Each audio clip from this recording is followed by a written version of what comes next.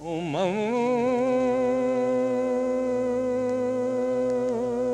نے بخشا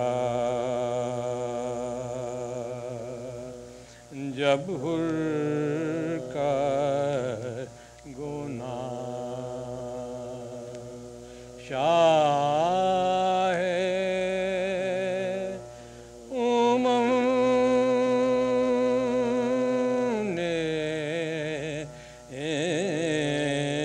بخشا قطرے کو شراب بحر کرم نے بخشا گردوں سے ندا آئی کہ اے سبط نبی تو نے جسے بخشا اسے ہم نے بخشا جب حر کا گناہ سلام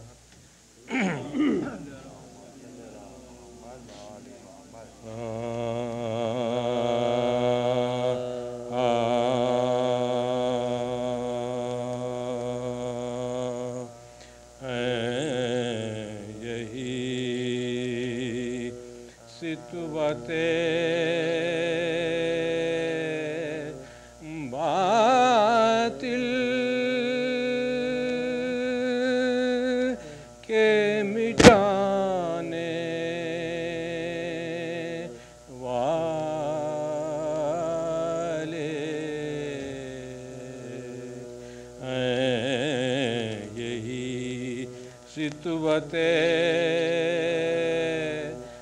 باطل کے مٹانے والے کشتی احمد اسلام بچانے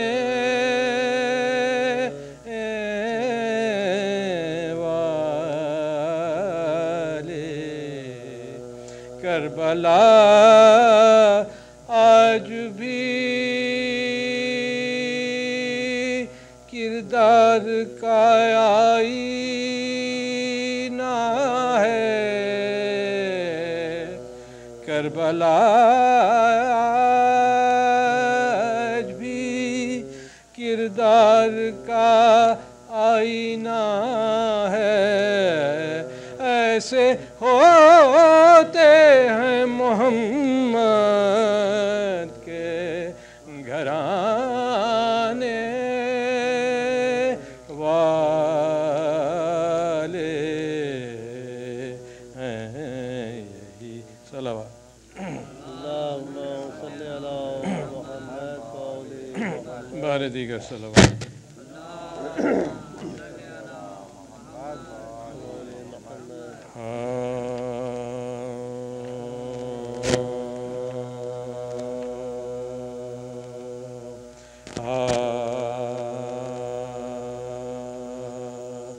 کیا صرف مسلمان کے پیارے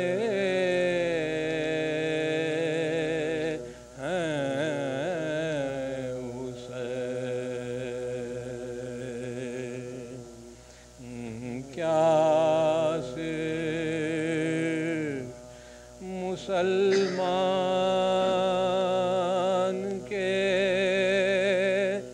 پیارے ہیں حسین چرخے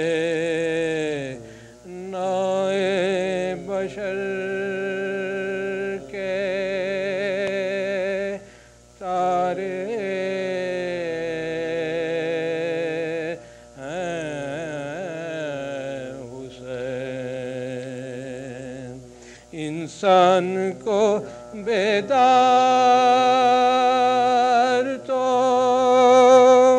ہو لینے دو ہر قوم پکارے گی ہمارے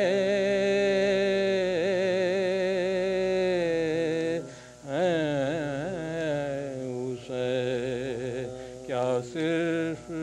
مسلمان صلوات اللہم صلی علی محمد و آل محمد بار دیگر صلوات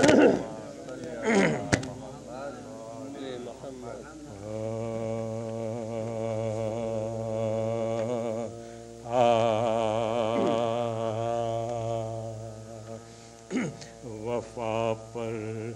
کربلا میں ہو گئے صدقے وفا والے وفا پر کربلا میں ہو گئے صدقے وفا والے وفا پر کربلا میں ہو تھے بندے سب خدا کے پر 72 تھے خدا والے وفا پر کربلا میں ہو گئے صدقے وفا والے وفا پر کربلا میں ہو تجھی کو ہو مبارک ساقیا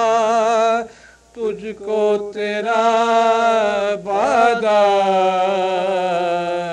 تجھی کو ہو مبارک ساقیا تجھ کو تیرا وعدہ لب کوثر پئیں گے ساقیے روزے جزا والے وفا پر کربلا میں ہو خدا جن کا نبی ان کے نبی جن کے خدا ان کا خدا جن کا نبی ان کے نبی جن کے خدا ان کا خدا والے نبی والے نبی والے خدا والے وفا پر کربلا میں ہو گئے صدقے وفا والے وفا پر کربلا میں ہو وہی محبوب ہیں حق کے وہی باعث ہیں بخشش کے وہی محبوب ہیں حق کے وہی باعث ہیں بخشش کے مدینے والے نانا اور نواسے کربلا مدینے والے نانا اور نواسے کربلا والے وفا پر کربلا میں عبارت انما حل عطا ہے شان میں جس کی عبارت انما حل عطا ہے شان میں جس کی تم ہی لا سکتے کیف والے ہو تم ہی ہو، لافتہ والے وفا پر کربلا میں ہو، سحر تک شمر کے لشکر میں حر تھا اور رفیق اس کے، سحر تک شمر کے لشکر میں حر تھا اور رفیق اس کے، نکل آئے خودی والوں کے مجمع سے خدا والے، نکل آئے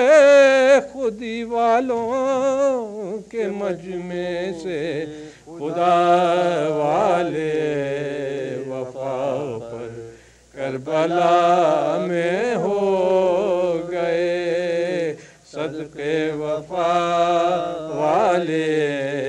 وفا پر کربلا میں ہو گئے۔ کہا کرتی تھی سغرا مادر عباس سے اکثر، کہا کرتی تھی سغرا مادر عباس سے اکثر،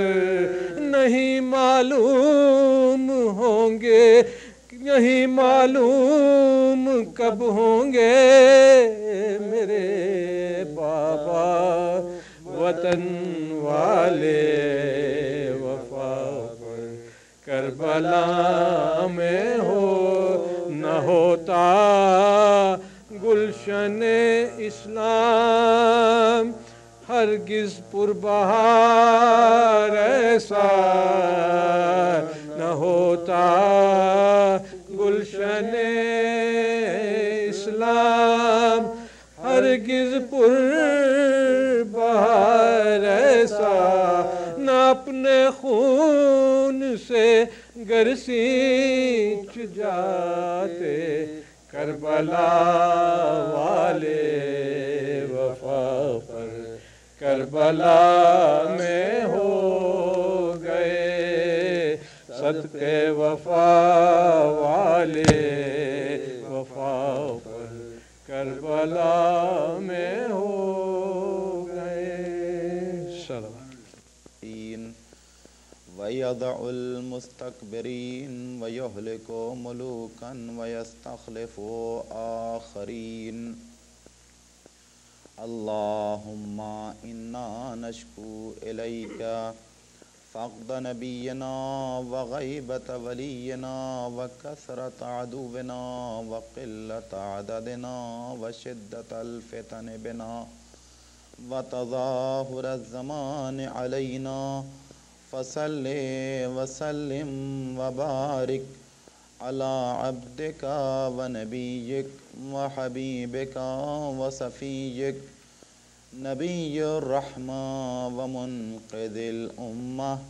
صاحب الوقار والسکینہ المدفون بأرض المدینہ، النبی الامی المکی المدنی القرشی الحاشمی المطلبی الابتحی البطحی التہامی الحجازی العربی العبد المؤید والمحمود الاحمد والنبی الممجد والرسول المسدد والمصطفى الامجد مولانا ابی القاسم محمد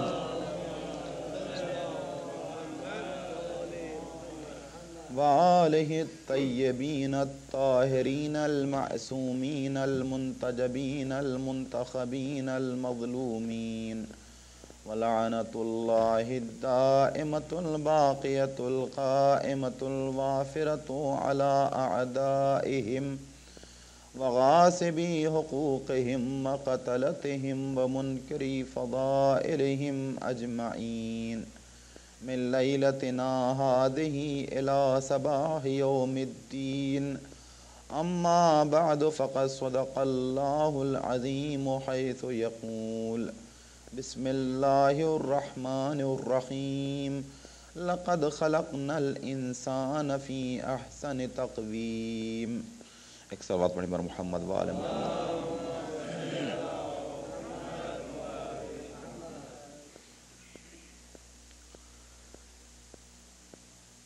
سورہ 3 مختصر چھوٹی چھوٹی 8 آیتوں کا ایک مختصر سا سورہ ہے، اور اسی سورے میں چند چیزوں کی قسمیں کھانے کے بعد پروردگار عالم یہ اعلان کر رہا ہے کہ ہم نے انسان کو بہترین شکل و صورت اور بہترین شکل و شمائل کا مالک بنا کر بہترین مخلوق کے عنوان سے پیدا کیا ہے. عزیزان محترم، مسلسل 3 دنوں سے اس آیہ کریمہ کے ذیل میں گفتگو کا سلسلہ جاری ہے.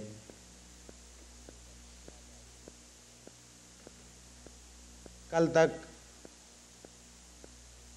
مجلس میں آپ کی خدمت میں نے یہ عرض کیا تھا کہ اللہ نے انسان کو سب سے پہلے نہیں پیدا کیا، بلکہ اس سے پہلے دوسری بہت سی مخلوقات پیدا ہو چکی تھیں.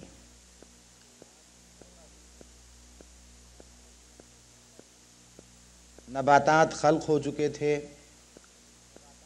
جمادات پیدا کیے جا چکے تھے، حیوان بھی خلق ہو چکے تھے، جنات بھی اس کائنات میں موجود تھے، ملائکہ کی بھی خلقت ہو چکی تھی. یعنی ملائکہ جیسی نورانی مخلوق بھی پیدا ہو چکی تھی جو اپنی خلقت کے اعتبار سے بلند مخلوق ہے، اور حیوانوں جیسی پست مخلوق بھی پیدا ہو چکی تھی. لیکن انسان کا وجود نہیں تھا، اور شاید اسی لیے نگاہ قدرت میں اس زمین پر، اس کائنات میں کوئی کمی اور کوئی خلا باقی رہ گیا تھا. دوسرے لفظوں میں یوں کہا جائے کہ زمین تھی، مگر زمین کے سینے شگافتہ کر کے اس سے خزانے برآمد کرنے والا موجود نہ تھا. پانی تھا، لیکن پانی کی گہرائیوں میں اتر کے اس سے گوہر آبدار برآمد کرنے والا موجود نہ تھا. ہوائیں تھیں، لیکن ہواؤں کو مسخر کر کے ان پہ حکومت کرنے والا موجود نہ تھا. فضائیں تھیں، لیکن ان فضاؤں میں پرواز کا خواب دیکھنے والا انسان موجود نہ تھا. آسمان تھا، لیکن آسمان کی بلندیوں میں اڑنے کا خواب دیکھنے والا بشر اس کائنات کے سینے پہ موجود نہ تھا. اور اسی صورت سے آگے بڑھتے چلے جائیے، ستارے موجود تھے، لیکن ستاروں کو اپنی ڈیوڑھی پہ بلانے والا موجود نہ تھا. سورج موجود تھا، لیکن سورج کو، ڈوبے ہوئے سورج کو پلٹانے والا موجود نہ تھا. چاند موجود تھا، لیکن چاند کو 2 حصوں میں تقسیم کرنے والا موجود نہ تھا. کائنات کی ہر چیز موجود تھی، مگر اس کائنات کی کسی چیز پہ حکومت کرنے والا موجود نہ تھا. یہ پورا خطہ ارضی موجود تھا، مشرق تھا، مغرب، شمال، جنوب، پوری کائنات موجود تھی، لیکن اس کائنات میں خلیفہ خدا بننے والا اور اس کا جانشین بننے والا کوئی موجود نہ تھا۔ اس صورت سے کائنات میں ایک عظیم کمی باقی رہ گئی تھی، لہذا پروردگار عالم نے اعلان کیا انی جاعل فی الارض خلیفہ، میں زمین پہ خلیفہ معین کرنے والا ہوں، اپنا نائب بھیجنے والا ہوں۔ جس وقت یہ اعلان ہوا ہر مخلوق نے اپنی اپنی جگہ پہ یہ سمجھا ہوگا شاید نیابت پروردگار کا مرتبہ ہمیں مل جائے۔ ملائکہ نے سوچا ہوگا ہم تو نورانی مخلوق ہیں، شاید یہ مرتبہ ہمیں ملے۔ جنات نے سوچا ہوگا کہ ہم کو آگ سے پیدا کیا گیا ہے، شاید خلافت الہیہ کے مالک ہم بنیں۔ اسی صورت سے ہر مخلوق نے خلیفہ پروردگار بننے کا خواب دیکھا ہوگا، اور عزیزو یہی خواب تھا جس کی بنیاد پر ابلیس بھی خوش فہمی میں مبتلا ہو گیا کہ ہم سے بڑا تو کوئی سجدہ گزار نہیں ہے، ہم سے بڑا تو کوئی اطاعت گزار نہیں ہے، ہم سے بڑا تو کوئی اللہ کی عبادت کرنے والا نہیں ہے، ہمارے سجدے سے زمین کا کوئی چپا خالی نہیں ہے۔ ہم نے زمین پر عبادت کی، اتنی عبادت کی کہ زمین کا ذرہ ذرہ میرے سجدوں سے چمکنے لگا، یہاں تک کہ میں زمین سے بلند ہوا، بزم ملکوت میں پہنچا۔ فرشتوں کی بزم میں آنے کے بعد مجھے معلم الملکوت اور فرشتوں کا استاد ہونے کا درجہ حاصل ہو گیا، لہذا اب خلیفہ پروردگار بھی بننا ہے تو میرے علاوہ دوسرا کون بن سکتا ہے؟ ایک صلوات پڑھیں پر محمد و آل محمد۔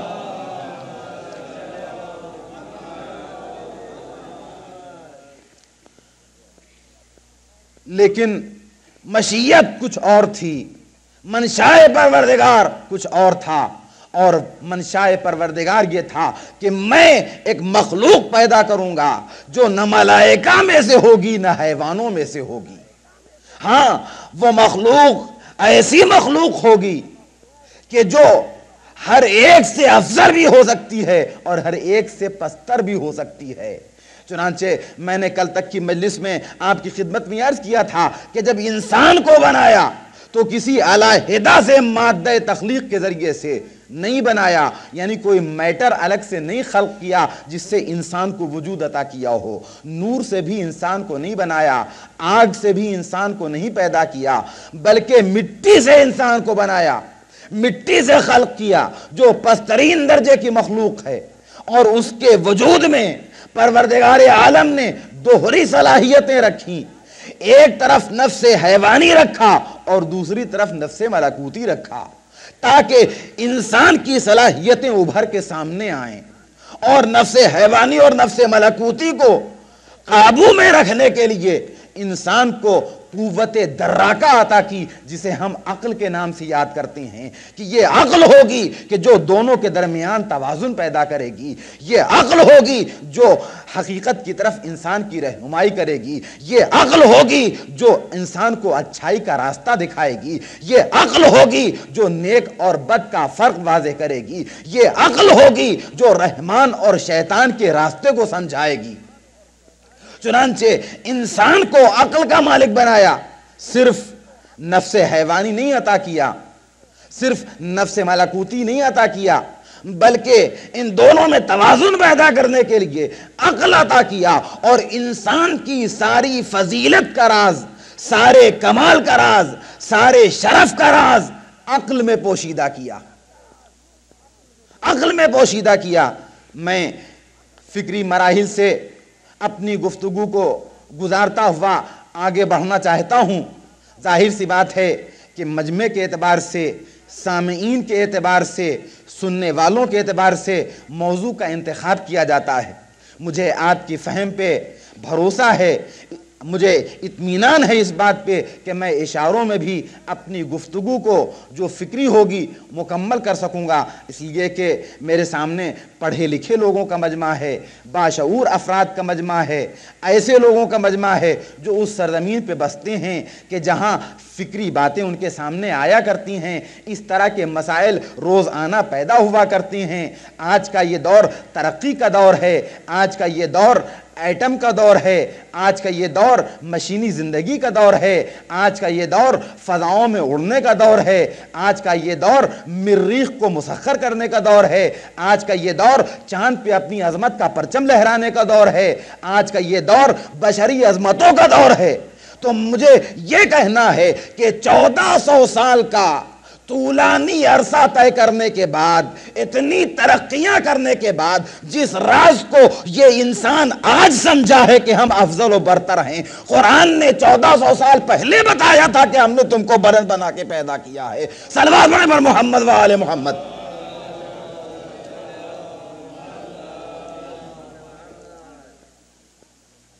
تو انسان کو اللہ نے بلند بنایا، لیکن اس کی تمام بلندیوں کا راز، اس کی تمام عظمتوں کا راز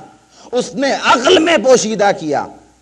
اور اس بات کی تاکید کی کہ دیکھو کبھی عقل کا دامن ہاتھ سے چھوٹنے نہ پائے، کبھی عقل سے کنارہ کشی اختیار نہ کرنا، عقل کی رہنمائی میں آگے بڑھتے رہنا، عقل کے تقاضوں کو پورا کرتے رہنا، عقل کی باتوں کو ہمیشہ دھیان سے سننا اور اس پہ عمل کرنا۔ اس لیے کہ اگر تم نے عقل کے ہوتے ہوئے، رسول باطنی کے ہوتے ہوئے نفس حیوانی کے تقاضوں کی تکمیل شروع کر دی تو بظاہر انسان ہوگے لیکن حیوانوں سے بدتر ہوگے، بل ہم اضل و سبیلا کے مصداق بن جاؤ گے۔ لیکن نفس حیوانی کے ہوتے ہوئے تم نے عقل کی بات مانی، نفس ملکوتی کے تقاضوں کو پورا کیا، تو تم ملائکہ سے بھی افضل ہو جاؤ گے۔ یہ جملہ میں نے کل کی مجلس میں آپ کی خدمت میں عرض کیا تھا۔ راز کیا ہے عزیزو؟ ملائکہ ہم سے افضل کیوں نہ ہو سکے جبکہ وہ نور سے بنے؟ ہم مٹی سے بنے ہیں، تو جو مخلوق مٹی سے بن گئی وہ نورانی مخلوق سے افضل ٹھہری، کیسے افضل ہو گئی؟ تو میں نے عرض کیا تھا کہ ملائکہ کے پاس مخالفت کا نفس ہی نہیں پایا جاتا ہے، مخالفت کا نفس ہی نہیں پایا جاتا، یعنی وہ مخالفت کرنا چاہیں بھی حکم پروردگار کی تو مخالفت نہیں کر سکتے، اور مخالفت کرنا چاہ ہی نہیں سکتے اس لیے کہ ان کے یہاں مخالفت والا نفس ہی نہیں ہے، خواہشات نفسانی نہیں ہے۔ جب خواہشات نفسانی نہیں ہیں اور وہ مخالفت کر ہی نہیں سکتے تو ان کی اطاعت اپنی جگہ پر، ان کے سجدے اپنی جگہ پر، ان کی نمازیں اپنی جگہ پر، ان کی تسبیح و تحلیل اپنی جگہ پر، ان کی نور سے ان کی خلقت کا ہونا اپنی جگہ پر، یہ تمام باتیں اپنی جگہ پر، مگر ہم سے افضل نہیں ہو سکتے، ہم سے افضل نہیں ہو سکتے۔ کیوں؟ اس لیے کہ ہمارے ہاں مخالفت والا جنبہ پایا جاتا ہے، نفس امارہ ہے جو برائیوں پہ آمادہ کر رہا ہے، جو غلط راستے پہ لے جانا چاہتا ہے، جو خواہشات نفسانی کی تکمیل کی دعوت دے رہا ہے۔ چنانچہ جس کے یہاں سیدھی سامنے کی بات ہے، زیادہ توضیح و تشریح میں جانے کی میں ضرورت محسوس نہیں کرتا ہوں کہ ایک شخص جو کسی ایسے ماحول میں بچپنے سے رہا اور پلا اور بڑھا ہو کہ جہاں سوائے دین کے، سوائے مذہب کے، سوائے پاکیزگیوں کی باتوں کے کوئی دوسری بات ہی نہ ہو، تو اگر وہ متقی و پرہیزگار ہو گیا تو اس میں کون سی کمال کی بات ہے؟ لیکن ایک شخص کہ جو ایسی سرزمین پہ بستا ہو جہاں ہر طرف برائیاں ہی برائیاں ہوں، جہاں گناہ کے اسباب فراہم ہوں، اب اگر وہاں وہ اپنا دامن گناہ سے بچائے، وہاں خود کو گناہوں سے دور رکھے اور برائیوں سے پرہیز کرے، اور ایسا شخص متقی و پرہیزگار بنے، تو کمال کی بات ہے یا نہیں ہے؟ کہ برائیوں میں رہ کر اپنے کو برائیوں سے دور رکھا۔ تو ملائکہ ان کے یہاں مخالفت والا نفس ہی نہیں ہے، اگر مخالفت نہیں کی، اطاعت ہی اطاعت کرتے رہے تو ان کے لیے کمال کی کیا بات ہے؟ کمال کی بات تو انسان کے لیے ہوگی کہ حیوانی نفس پایا جاتا ہے، نفس امارہ پایا جاتا ہے، مخالفت کا جذبہ پایا جاتا ہے۔ چنانچہ ایک سجدے کے لیے آپ دیکھیں، ایک سجدے کے لیے اللہ کی بارگاہ میں سر تسلیم خم کرنا ہے تو کبھی زر و جواہر آگے بڑھتے ہیں، اسے روکنے کی کوشش کرتے ہیں، کبھی خواہشات نفسانی آگے بڑھتی ہے، اسے روکنے کی کوشش کرتی ہے، کبھی دنیاوی لذتیں آگے بڑھتی ہیں، اسے روکنے کی کوشش کرتی ہیں، کبھی اقتدار کی ہوس آگے بڑھتی ہے، اسے روکنے کی کوشش کرتی ہے، اور ان سب کو ٹھکراتا ہے، ٹھکرا کے سر طاعت معبود میں رکھتا ہے۔ تو عزیزو، حیوانی نفس کے ہوتے ہوئے اس کے تقاضے کو نہ مان کے عقل کی بات مانی، عقل کے سامنے سجدہ کیا اور اللہ کی بارگاہ میں سر نیاز خم کیا، تو یہ سجدہ ملائکہ کے سجدے سے افضل بن گیا۔ کیوں؟ اس لیے اس کے ہاں مخالفت کا جذبہ پایا جاتا تھا۔ صلوات پڑھے پر محمد و آل محمد۔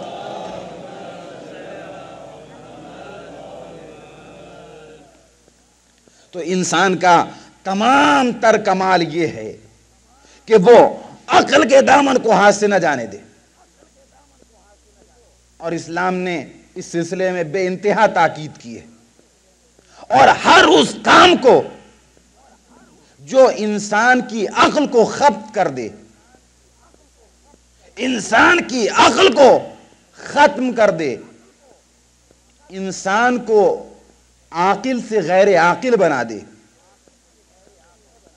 ہوش مند سے بے ہوش بنا دے، صاحب خیرت سے بے خیرت بنا دے، ہر ایسے کام کو اسلام نے حرام قرار دیا ہے۔ اس نقطے کو توجہ کے ساتھ آپ سماعت فرمائیں کہ اس سے آپ کو بہت سے ایسے کام کہ جن کے بارے میں ہم فلسفے ڈھونڈا کرتے ہیں کہ صاحب یہ حرام کیوں ہے اور یہ شریعت کی طرف سے منع کیوں کیا گیا ہے، شاید اس کی ایک وجہ یہ بھی ہو جو میں آپ کی خدمت میں عرض کرنا چاہتا ہوں، ورنہ الہی احکام کا فلسفہ اور اس کی حقیقی علتیں وہی جان سکتا ہے جس نے وہ قانون بنائے، لیکن غور و خوض کرنے پہ کچھ علتیں، کچھ حکمتیں، کچھ فلسفے، کچھ وجوہ و اسباب سمجھ میں آتے ہیں، انہیں کہا جا سکتا ہے کہ عجب نہیں کہ یہ بھی ایک علت ہو، اور کچھ وہ وجوہ و اسباب ہیں کہ جن کو صاف و صریحی طور پہ قرآن و حدیث وغیرہ میں بیان کر دیا گیا ہے، تو ہم ان کو بہت اطمینان سے آپ کی خدمت میں اصل فلسفے اور اصل حکمت کے طور پہ پیش کر سکتے ہیں۔ چنانچہ ہر وہ کام جو انسان کی عقل کو ختم کر دے، اسلام نے اسے حرام قرار دیا اور اسے روکا ہے۔ چنانچہ اس کے مصادیق میں چند چیزیں آپ کو ملے گی۔ مثال کے طور پہ بعض موسیقی کی قسمیں ایسی ہیں کہ جو انسان کو باہوش سے بے ہوش بنا دیتی ہیں، یعنی انسان کچھ ایسی کیفیت میں مبتلا ہوتا ہے، اس پر کچھ ایسا وجدان طاری ہوتا ہے، وجد طاری ہوتا ہے کہ انسان اچھے اور برے کی تمیز کھو بیٹھتا ہے۔ چنانچہ علماء سے اور فقہا سے آپ دریافت کریں کہ ایسی قسمیں حرام ہیں یا نہیں ہیں۔ آیت اللہ العظمیٰ آغائے خوئی کا عملیہ آپ ملاحظہ فرمائیں، صاف صاف لکھا ہے کہ موسیقی کی وہ قسم جو طرب انگیز ہو، مطرب ہو، وجد انگیز ہو، انسان کو باہوش سے بے ہوش کر دے، حرام۔ اور انہی اعمال میں سے ایک عمل، بعض مشروبات ہیں جنہیں انسان استعمال کرتا ہے، جن میں شراب سر فہرست ہے، یہ انسان کی عقل کو ختم کر دیتے ہیں۔ جب تک ان کا اثر برقرار رہتا ہے انسان اپنے ہوش میں نہیں رہتا۔ چنانچہ آپ علماء سے دریافت کریں کہ ایسے مشروبات کا استعمال شریعت نے حرام قرار دیا یا نہیں حرام قرار دیا ہے؟ شریعت نے حرام قرار دیا ہے، اور یہ کہہ کر حرام قرار دیا ہے کہ اگرچہ اس میں بعض نفع بھی ہے تمہارے لیے، بعض فوائد بھی ہیں، لیکن تمہیں معلوم ہونا چاہیے کہ ان کا گناہ ان کے نفع سے زیادہ ہے۔ انہی میں شراب ہے۔ اور بات یہاں تک پہنچی ہے تو میں ایک لطیف پہلو اور گوشہ اسے بھی آپ کی خدمت میں عرض کر دوں کہ اتفاق سے آیت اللہ العظمی آقائے بورجردی کے زمانے میں ترکیہ میں مفکرین کی ایک کانفرنس ہو رہی تھی، جس میں دنیا کے گوشے گوشے سے لوگ آئے تھے، دانشور، سائنٹسٹ اور دوسرے بہت سے علوم و فنون کے شعبے سے تعلق رکھنے والے پڑھے لکھے افراد، ماہرین، پروفیسرز۔ چنانچہ اس کانفرنس کا اصل موضوع کیا تھا اس کی تفصیل تو مجھے نہیں معلوم،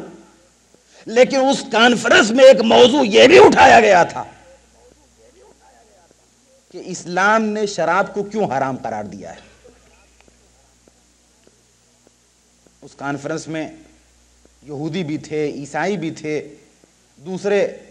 غیر مسلم مکاتب فکر سے تعلق رکھنے والے افراد بھی تھے۔ تو اس میں یہ سوال اٹھایا گیا کہ اسلام نے شراب کو کیوں حرام قرار دیا ہے؟ تو بہت سے مسلمان سربراہ اور مسلمان علماء موجود تھے، لیکن کوئی شراب کی حرمت کے سلسلے میں استدلال نہ پیش کر سکا۔ سب کی نمائندگی تھی، مگر اتفاق سے اس کانفرنس میں مکتب اہل بیت کی نمائندگی نہیں تھی، یعنی اہل بیت کے ماننے والے اس کانفرنس میں شریک نہیں تھے۔ ہمارا کوئی ڈیلیگیشن نہیں گیا تھا۔ تو یورپ کے کچھ مفکرین تھے جنہوں نے یہ تجویز رکھی کہ قم عالم اسلام کا ایک اہم ترین مرکز ہے، اور وہاں پہ ایک شخصیت ہے جس کو مرجع کا مرتبہ حاصل ہے۔ اور میں نے عرض کیا کہ یہ دور آیت اللہ العظمی آقائے بورجردی کا تھا، جو آیت اللہ العظمی آقائے حکیم سے پہلے مرجع تقلید تھے، عالم تھے، لہذا ان سے چل کے دریافت کیا جائے۔ چنانچہ اسی کانفرنس میں مفکرین کا ایک گروپ تشکیل پایا، ایک وفد، ایک ڈیلیگیشن تشکیل پایا کہ تم لوگ جاؤ اور جانے کے بعد ان سے شراب کی حرمت کے بارے میں دریافت کرو۔ خیر، یہ وفد قم آیا، آقائے بورجردی سے وقت معین کیا گیا ملاقات کا، اور اب ملاقات ہوئی تو انہوں نے یہی سوال کیا کہ صاحب یہ بتائیے کہ اسلام میں شراب کو حرام کیوں قرار دیا گیا ہے؟ تو بات میرے موضوع سے الگ نہیں ہے، انہوں نے یہی جواب دیا تھا کہ چونکہ شراب انسان کی عقل کو ختم کر دیتی ہے، زائل کر دیتی ہے، اور یہی عقل ہے جو انسان کے لیے سرمایہ شرف و افتخار ہے، اور شراب اسی کو زائل کر دیتی ہے، لہذا اسلام نے اس کو حرام قرار دیا ہے۔ انہوں نے اپنے الفاظ میں شراب کی حرمت کا فلسفہ بیان کر دیا کہ صاحب عقل ہی انسان کی افضلیت کا باعث ہے، اور عقل شراب سے زائل ہو جاتی ہے، لہذا شراب اسلام میں حرام ہے۔ بات پوری ہو گئی، لیکن وہ ڈیلیگیشن ایسے جانے والا نہیں تھا۔ کہا صاحب بات سمجھ میں نہیں آئی، بعض لوگوں کے اعتراض کا عنوان یہی ہوتا ہے کہ وہ کوئی معقول اعتراض جب نہیں کر پاتے ہیں تو کہتے ہیں صاحب بات سمجھ میں نہیں آئی۔ کہا آپ کہنا کیا چاہتے ہیں؟ کہا ہم کہنا یہ چاہتے ہیں کہ آپ نے استدلال یہ کیا ہے کہ شراب چونکہ انسان کی عقل کو زائل کر دیتی ہے، لہذا اسلام نے اس کو حرام قرار دیا، لیکن اس پہ جو اشکال وارد ہوتا ہے آپ کے جواب پہ وہ یہ کہ ایک خاص مقدار میں جب شراب استعمال کی جائے تب عقل زائل ہوتی ہے، لیکن اگر ایک دو قطرہ، ایک آدھ گھونٹ کو استعمال کر لے تو اس سے عقل نہیں زائل ہوگی۔ اس سے کوئی فرق نہیں پڑنے والا ہے. لیکن آپ کی شریعت تو یہ کہتی ہے کہ جس طرح سے ایک گلاس، ایک جام اور ایک بوتل حرام ہے، ویسے یہ قطرہ بھی حرام ہے. تو یہ بات سمجھ میں نہیں آئی کہ اس سے تو عقل نہیں ظاہر ہوتی. اشکال اپنی جگہ پہ وارد تھا. اب آقا کا جواب سنیے، انہوں نے کیا ارشاد فرمایا. انہوں نے کہا کہ آپ کا کہنا بجا ہے کہ ایک قطرے، دو قطرے یا ایک آدھ گھونٹ سے انسان کی عقل ظاہر نہیں ہوتی، لیکن آپ کو معلوم ہونا چاہیے کہ انسان دین فطرت ہے. اسلام ایک ایسا مذہب ہے جو انسان کے نیچر کو سامنے رکھ کے احکام اور قانون مرتب کرتا ہے. اور آپ کو معلوم ہونا چاہیے کہ ہر مسئلے میں انسان کا نیچر یہ ہے کہ اگر اس کو کم کی اجازت دی جائے تو وہ زیادہ حاصل کرنا چاہتا ہے. دوسرے لفظوں میں یوں کہا جائے کہ اگر انگلی پکڑا دیجئے تو پہنچا پکڑنا چاہتا ہے، پہنچا پکڑا دیجئے تو شانہ پکڑنا چاہتا ہے. لہذا اگر انسان کو ایک دو قطرے کی اجازت دی گئی ہوتی تو وہ ایک گھونٹ بھی استعمال کر سکتا تھا، اور اسی کو ایک بوتل اور پورے ڈرم کے استعمال کی دلیل بھی بنا سکتا تھا، اس کے جواز کی بنیاد بھی بنا سکتا تھا. لہذا اسلام نے اس کی اسی فطرت کے تحت جس طرح سے ایک بوتل پہ پابندی لگائی ہے، اسی صورت سے ایک قطرے پہ پابندی لگائی ہے. کم بھی حرام ہے، زیادہ بھی حرام ہے. سلام علیہ محمد و آل محمد.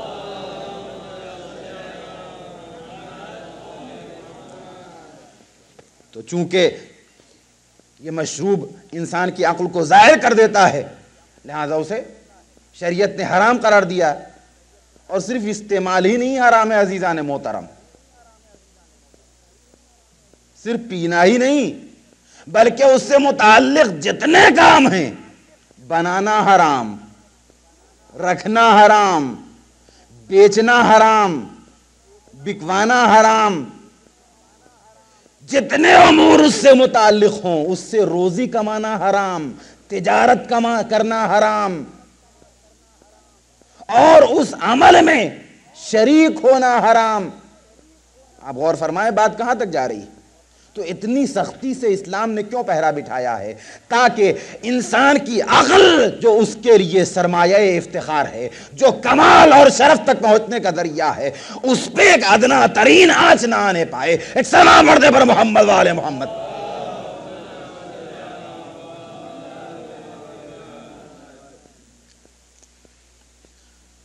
تو اس حقیقت کو ہمیں ہمیشہ یاد رکھنا چاہیے کہ انسان جس کی عظمت کا، جس کی بزرگی کا، جس کی بلندی کا قرآن نے جگہ جگہ پہ اعلان کیا ہے، چاہے ان الفاظ میں کہ لقد خلقنا الانسان فی احسن تقویم،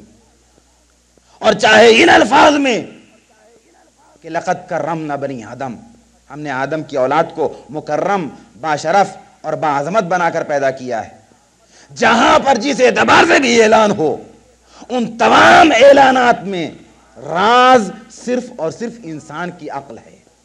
اگر عقل کے دامن کو ہاتھ میں لیے رہو گے تو افضل ہوگے، اور اگر عقل کا دامن چھوڑ دو گے تو پھر شکل انسانوں کی ہوگی لیکن جانوروں سے بدتر ہو جاؤ گے. تو یہی عقل انسان کو بلندیوں کی طرف لے جاتی ہے اور اس کی کمال کی جانب رہنمائی کرتی ہے. میں آج کی گفتگو کو یہیں سے ایک دوسرا رخ دینا چاہتا ہوں، اور پھر اس کے بعد کی مجلسوں میں گفتگو یہیں سے آگے بڑھے گی کہ عزیزان محترم، اور عقل ایسی چیز ہے، عقل کے بارے میں نے عرض کر دیا کہ یہی کسوٹی ہے فضیلت کی، یہی معیار ہے فضیلت کا. لیکن عقل ایسی چیز ہے جسے آنکھوں سے دیکھا تو جا نہیں سکتا ہے، اس لیے کہ ہر ایک کو دعویٰ ہے کہ ہم صاحب عقل ہیں. کون ایسا دنیا کا انسان ہوگا جو اپنے کو بے عقل سمجھتا ہوگا، چاہے وہ کتنا ہی بے عقل کیوں نہ ہو. ہاں، اتنا فرق ضرور ہے کہ اگر واقعاً عقل مند ہے، اگر واقعاً اس کے یہاں عقل پائی جاتی ہے تو وہ اپنے کو عقل کل کبھی نہیں تصور کرے گا. لیکن جو خود کو پہلے سے عقل کل تصور کیے بیٹھا ہو سمجھ لیے کہ اسی کے ہاں عقل کی کمی پائی جاتی ہے، اس لیے کہ عقل مند خود کو عقل کے سلسلے میں کبھی اتھارٹی نہیں مانتا ہے۔ جیسے عالم جو واقعاً علم رکھتا ہے وہ کبھی خود کو عالم نہیں تصور کرتا ہے، کیوں؟ اس لیے کہ جیسے جیسے علم بڑھتا جاتا ہے اس کو یہ بھی احساس ہوتا جاتا ہے کہ ابھی تو ہم بہت کچھ نہیں جانتے، لہذا علم رکھتے ہوئے بھی وہ خود کو جاہل سمجھتا ہے، لیکن جو جاہل محض ہوتا ہے وہی اپنے کو سب سے بڑا عالم تصور کرتا ہے۔ تو عقل دکھائی دینے والی چیز نہیں ہے۔ اب ہم کیسے پتا چلائیں کہ کون صاحب عقل ہے اور کون صاحب عقل نہیں ہے؟ اس لیے کہ عقل ہی کمال کا ذریعہ ہے، اور ہمیں یہ پتا چلانا ہے کہ کون انسان کامل ہے اور کون انسان ناقص۔ تو اس سلسلے میں ہمارا اپنا معیار کیا ہے؟ جو چیز نظر نہیں آتی اس کو اس کے آثار کے ذریعے سے پہچانا جاتا ہے۔ جو چیز بھی دکھائی نہیں، ہوا دکھائی دیتی ہے، پھر آپ ہوا کے وجود کا احساس کیسے کرتے؟ اس کی علامتوں کو دیکھتے ہیں، اس کے آثار کو دیکھتے ہیں، اس کی نشانیوں کو دیکھتے ہیں۔ اگر درخت کی پتیاں ہل رہی ہیں، آپ کا جسم ہوا کا احساس کر رہا ہے، کپڑا اڑتا ہوا نظر آ رہا ہے، تو آپ یقین کر لیتے ہیں کہ ہوا موجود ہے۔